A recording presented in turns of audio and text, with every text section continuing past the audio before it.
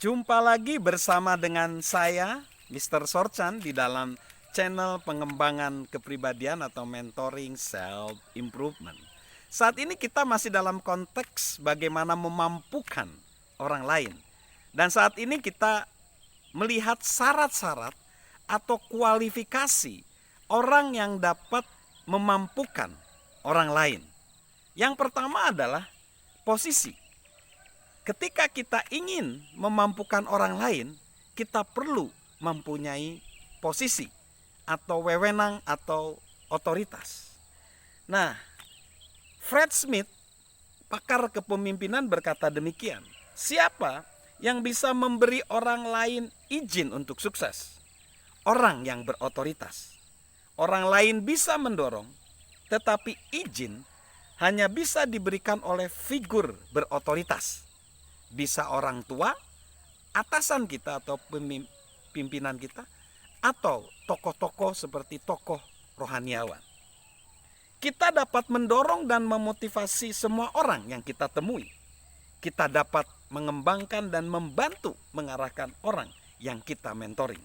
Namun, untuk memampukan orang lain, kita harus memegang posisi berwenang atas mereka.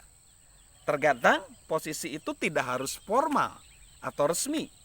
Bisa saja demikian, yang formal atau resmi, bisa juga yang bersifat informal. Contoh, misalnya kita pergi ke restoran, lalu kita pengen cuci piring di dapur restoran tersebut. Tentunya tidak bisa, karena perlu izin otoritas atau wewenang di restoran tersebut. Maksudnya seperti itu. Posisi bisa yang bersifat formal maupun yang bersifat informal. Lalu yang selanjutnya hubungan. Kembali lagi, di dalam memampukan orang lain kita perlu yang namanya hubungan. Perhatikanlah Thomas Carlyle. Orang besar menyatakan kebesarannya melalui cara memperlakukan orang kecil.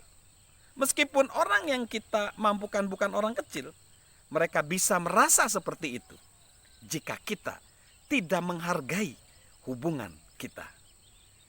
Hubungan itu harus ditempa, bukan dibentuk. Hubungan membutuhkan waktu dan pengalaman bersama. Perhatikan perkataan Ralph Waldo Emerson.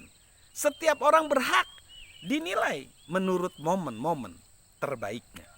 Ketika kita menghargai orang lain dan hubungan dengan mereka, kita meletakkan dasar untuk memampukan mereka.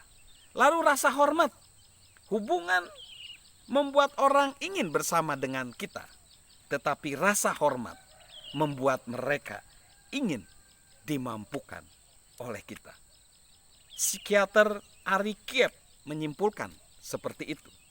Jika Anda ingin orang lain menghormati Anda, tunjukkan rasa hormat pada mereka. Setiap orang ingin merasa berarti dan penting bagi seseorang. Kita akan selalu memberi cinta, rasa hormat, dan perhatian kepada orang yang memenuhi kebutuhan itu. Lalu selanjutnya komitmen. Kualitas yang perlu selain tadi rasa hormat yaitu komitmen. Eksekutif US Air Ed McElroy menekankan bahwa komitmen memberi kita kekuatan baru. Apapun halangan yang menghadang kita, penyakit, kemiskinan, atau bencana, kita tak akan pernah berpaling dari tujuan. Proses memampukan orang lain tidak akan selalu mudah, terutama jika kita baru pertama kali melakukannya. Jalan itu penuh dengan terjal dan bukit dan belokan, namun layak ditempuh karena imbalannya begitu besar. Seperti yang dinyatakan Edward Deci dari University of Rochester, mereka harus percaya bahwa tugas ini bernilai sebelum berkomitmen terhadapnya. Jika kita ingin memampukan orang lain, kita butuh komitmen. Salam memampukan orang lain. Salam sukses luar biasa dari saya, Mr. Sorchan.